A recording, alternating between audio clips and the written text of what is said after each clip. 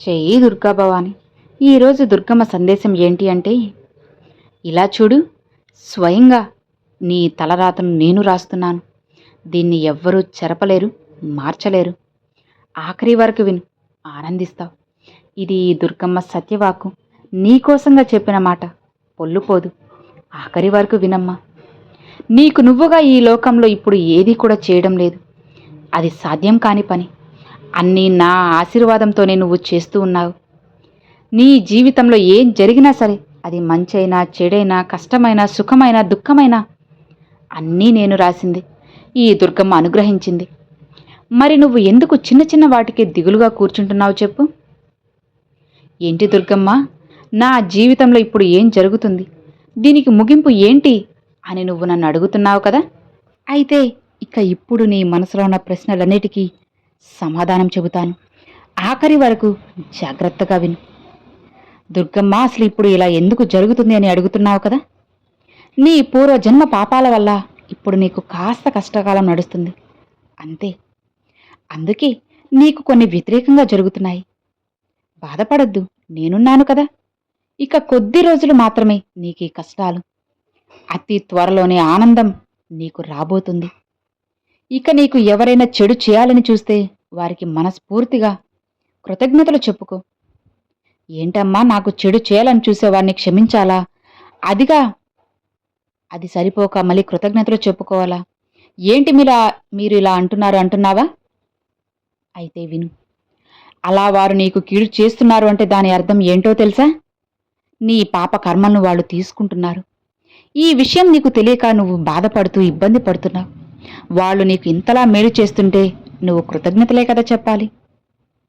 మరి దుర్గమ్మ, నా జీవితంలో సంతోషమే లేదా, ఆనందం అనేదే రాదా అని ఆశగా అడుగుతున్నావు కదా.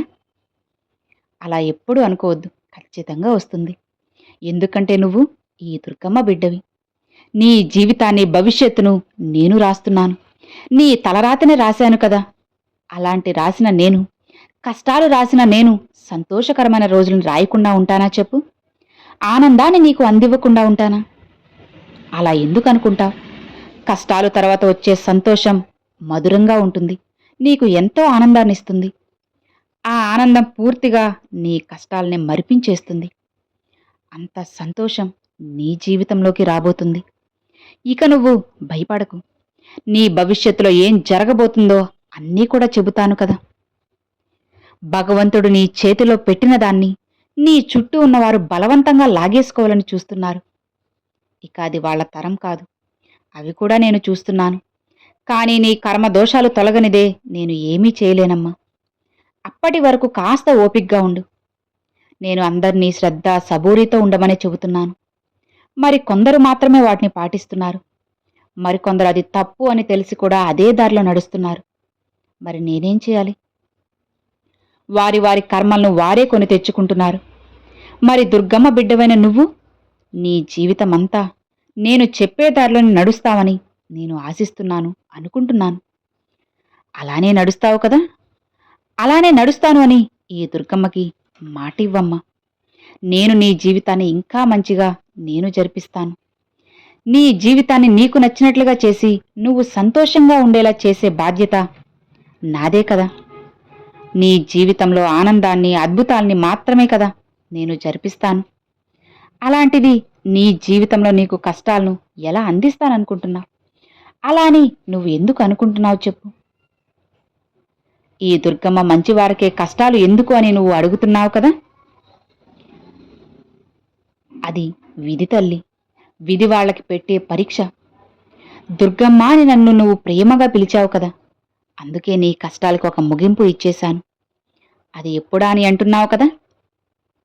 నీ కోరికలు అన్నీ కూడా తీర్చే సమయం వచ్చేసింది. ఇదిగో ఇప్పుడు నువ్వు ఈ దుర్గమ్మ మాటలు వింటున్నావు కదా, ఇక నీ కోరికలన్నీ తీరిపోయినట్లే. నా అనుగ్రహం లేనిదే నా సందేశాలు నా మాటలు ఎవ్వరూ వినలేరు. నా పూర్తి అనుగ్రహాన్ని నీకు అందిస్తున్నాను. ఇక నీ జీవితంలో ఉన్న కష్టాలన్నీ కూడా పూర్తిగా తొలగించి నీకు పట్టరాని సంతోషాన్ని ఇస్తున్నాను. ఇక ధైర్యంగా నిశ్చింతగా ఉండు. ఈ దుర్గమ్మని నేను నీకు మాటిస్తున్నాను. నీ తలరాతని సైతం మార్చేసి నీ జీవితాన్ని మంచిగా చేస్తాను. ఇది నీకోసం ఈ దుర్గమ్మ రాసిన నుదుటి రాత. దీన్ని మార్చడం ఎవ్వరి తరం కాదు. ఎందుకంటే నా బిడ్డవైన నీకోసంగా నేను ఇది మార్చాను కదా. నేను నీ జీవితాన్ని రాస్తున్నాను కదా. మరి ఇది మార్చడం ఎవరి వల్లైనా కుదురుతుందా? అస్సలికి లేదు. ఈ దుర్గమ్మ ఇచ్చే వరాలను ఆనందంగా అందుకు. మంచి శుభవార్త నీ చెవిన పడేలా చేస్తాను. ఆ వార్త నీ దగ్గరకు చేరడానికి కొద్ది రోజులు పట్టింది. అయినా సరే భయపడకు, నీకైనా వార్త నీకు చేరుతుంది. మరి దుర్గమ్మ, ఇప్పటి వరకు నాకెందుకు శుభవార్తలు ఏవీ అందించలేదు అని అడుగుతున్నావు కదా. నీ కర్మ ఫలాల వలన కాస్త సమయం పట్టింది అంతే. ఇక నువ్వు నీ కుటుంబం ఎంత బాధపడుతున్నారో ఈ దుర్గమ్మకి తెలియని విషయం ఏముంది చెప్పు. అన్నీ నాకు తెలుసు. ఇదిగో, నీకు ఇప్పుడు అదృష్టం ఉంది కాబట్టే బంగారం లాంటి జీవితాన్ని నేను నీకు అందించాను. నీ జీవితాన్ని సంతోషంగా నీ చేతిలో పెట్టాను. ఇక నువ్వు నిశ్చింతగా ప్రశాంతంగా ఉండు. నీ తలరాతని నేను మారుస్తున్నాను. ఇది చెరపడం మార్చడం ఇక ఈ ప్రపంచంలో ఎవ్వరి వల్ల కుదరదు. ఇలా చూడు, ఇప్పుడు నీ చుట్టూ కొన్ని వింత వింత ప్రయోగాలు నీపై చేయాలని చూస్తున్నారు. నువ్వు ఎదుగుతుంటే చూసి ఓర్వలేకపోతున్నారు. నువ్వు ఎక్కడికైనా వెళ్ళాలి అనుకుంటున్నా చూసి తట్టుకోలేకపోతున్నారు. నువ్వు మంచిగా బట్టలు కట్టుకుంటున్నా, లేదా మంచిగా తిండి తింటున్నా, మంచిగా నీ కుటుంబంతో సంతోషంగా ఉంటున్నా చూసి ఓర్వలేని వాళ్ళు బోలెడంతమంది ఉన్నారు.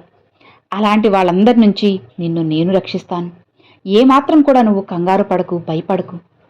ఈ దుర్గమ్మ నీకు చెప్పే ఒక్క విషయం మాత్రం గుర్తుపెట్టుకు. ఎవరినీ కూడా అతిగా నమ్మకు. వాళ్ళు నీవాళ్లే అని నమ్మి అస్సలు మోసపోవద్దు. ఎవరు ఎలాంటి వాళ్ళు అనేది నువ్వు ఖచ్చితంగా నిదానంగా తెలుసుకో. అలా తెలిసేలా నేను చేస్తాను కదా, అందుకే కదా నేనున్నది. మరి కంగారు పడకుండా, అతిగా ఆవేశపడకుండా కాస్త నిదానంగా మనసు పెట్టి ఆలోచించు చాలు. నీ జీవితం ఏంటి, నువ్వు ఎలా నడవాలి, ఎలా విజయం సాధించాలి అన్న ఈ విషయాలన్నీ కూడా నీకు నేను తెలిసేలా చేస్తాను. ఈ దుర్గమ్మ ఆశీర్వాదం నీకు పుష్కలంగా ఉంది కాబట్టే ఈరోజు నా ఈ వాక్కుని నువ్వు వినగలుగుతున్నావు. ఇది నువ్వు వింటున్నావంటే ఇది నీకోసంగా ఈ దుర్గమ్మ తెచ్చిన సత్యవాక్కు. ఆఖరి వరకు విని అర్థం చేసుకున్నావు కదా. ఇక హాయిగా ప్రశాంతంగా ఉండు. జరగాల్సినవన్నీ కూడా వాటంతట అవే జరుగుతాయి. దేన్ని ఆపడం ఇక్కడ ఎవ్వరి తరం కాదు. నుదుటి రాతను నేను రాసి పెట్టేశాక దాన్ని చెరపడం మార్చడం ఎవ్వరి తరం కాదు అని నువ్వు మర్చిపోవద్దు. ఈ దుర్గమ్మ చెప్పింది అర్థమైంది కదా. ఇక హాయిగా ప్రశాంతంగా ఉండు.